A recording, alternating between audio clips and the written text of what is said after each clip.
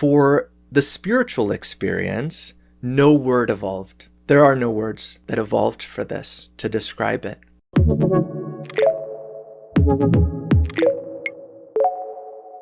This is why Kabbalists don't talk all the time about the attainment of spirituality, but only how to attain spirituality.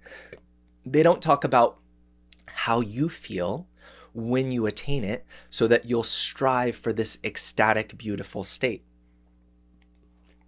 Rather, if you follow the correct method, you'll reach that state, whether you want it or not. And actually, it's impossible to invent words even that describe the spiritual world. There are no words to describe it.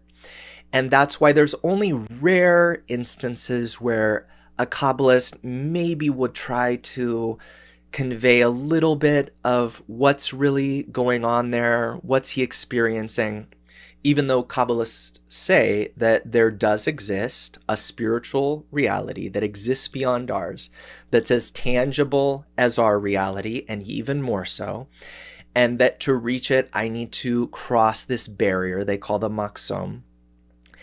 And when I cross it, I have now behind the reality that I'm feeling, I have an additional layer of reality that controls our reality, and that this is attainable. But about that, Kabbalists don't write a single word because there's nothing to say.